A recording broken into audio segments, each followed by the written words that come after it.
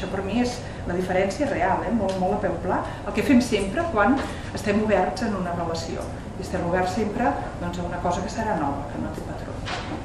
Sí, Victòria. Una pregunta molt concreta. És una mena d'imperatiu categòric que em veixis de... Això és simplement prendre responsabilitat, és això. És a dir, aquí... Però no hi ha mecanismes, és a dir, per Lacan podria ser l'anàlisi o per... L'anàlisi, si està ben fet, ha d'ajudar amb això, però no és només la pregària, si parlem del context, o sigui, passar estones de silenci, de trobar-te tu mateix, però també et pot liar i tu pots estar engatjat socialment en projectes que et facin obrir en els altres, la convivència. Lacan aquí citaria una mica aquest infern que són els altres, que diria Sartre, doncs això seria exactament al revés, és a dir, tu, com més t'aïllis d'aquest repte, per Lacan, si m'ho dic en paraules lacanianes, això és el real. Hi ha tres àmbits, l'imaginatiu, el simbòlic i el real. I el real sempre és una trompada. Llavors tu, cada vegada que reps la trompada, dius una altra trompada que m'impedeix ser malament, perquè estàs partint que tu ja ets quelcom i tu, clar, ho has de poder expressar amb una realitat que t'està cada vegada més confrontant o que t'està empetitint l'espai vital, etc. Cada una d'aquestes trompades és una oportunitat de donar una resposta des del nucli d'aquesta llibertat interior. I de fet, això la teoria o la teologia clàssica, no només cristiana, la budista i la de tots, parlen d'aquesta capacitat de poder prendre distància, o sigui, de no identificar-te amb allò que tu sents com a espontaneïtat, però no perquè seria ideal fer-ho, però clar, no podem, perquè la meva llibertat s'acaba on comença la de l'altre, és que això és fals, és una il·lusió. Aquesta A és el que les filosofies ayurvèdiques en parlen com a maya, no? És un vel, és una falsedat, i que és una il·lusió. Per això és travessar la fantasia primordial. Llavors això, a la pràctica, una altra molt curteta manera de dir-ho, va sortir no fa massa en la contra de la Vanguardia, una entrevista amb un metge del clínic, que és el responsable de la unitat d'Alzheimer. I aquest va dir, li deien, escolti, que va bé fer sudokus per prevenir l'Alzheimer. I ell deia, home, malament no va, però clar, si tu fas un sudoku, tu estàs estimulant dos neurones que sumen, no són dos, però ja m'enteneu, és una àrea mínima. El que va millor per prevenir l'Alzheimer és estimar la gent amb la que es viu. Això va contestar.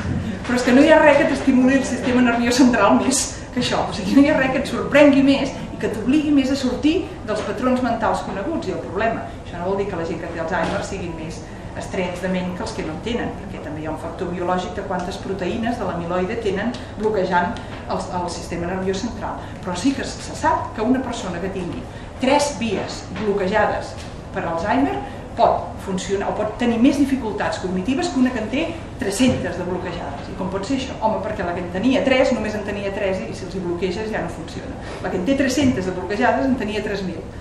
I encara que en tingui 300, que en l'anatomia patològica de l'autòpsia que es pot fer hi són, i això està constatat, en tenia més. I com en tenia més? Home, perquè s'ha mogut més, no? Perquè ha deixat de fer això del pinyó fixe. Llavors això es pot viure de moltes maneres, però aquest contrast amb el real, el llenguatge lacanià, sempre és la noció de trauma de Freud, no? O sigui, és una sensació de xoc, que obliga, tu no pots pretendre una continuïtat ni que sigui d'una petita cosa. En la mesura que t'agafes amb això, el que fas és perllongar la il·lusió de la fantasia primordial, però com s'estructura això a nivell polític, no? Això es pot. I jo crec, només una concreció breu, d'això que acabo de dir, podria ser una cosa que la filòsofa i pedagoga Joan Martin, una clàssica dels Estats Units, ella, home, i jo no sé si això a la pràctica ha de ser, però ho llenço així, deia, tenint en compte aquests models de subjectivació, potser ens hem de replantejar que en els models de coeducació que tenim actualment i amb els quals ell està d'acord, i jo també en la coeducació,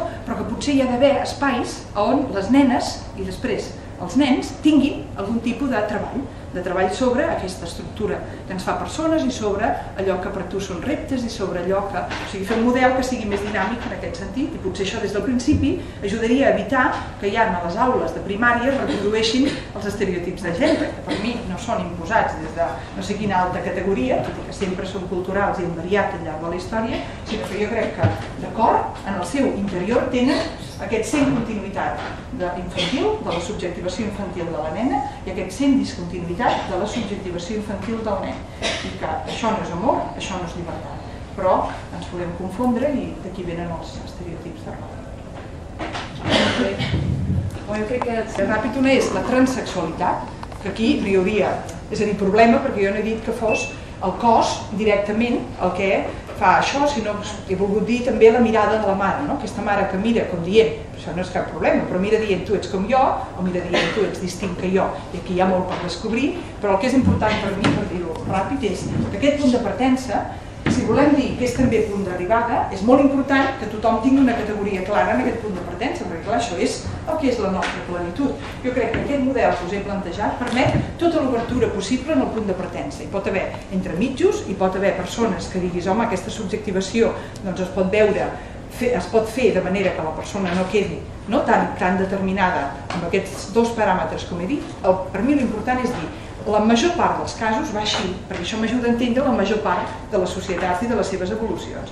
Ara, per mi és molt important que hi hagi excepcions perquè, precisament, on hem d'arribar no és això. Per tant, les excepcions, segons aquest model, no són anomalies, són altres punts de partença, perquè és igual, encara que el tinguis perfecte, segons la dicotomia sexual, l'has de deixar. Has de deixar. Per tant, és igual com comencis, perquè comencis com comencis, hauràs de saltar.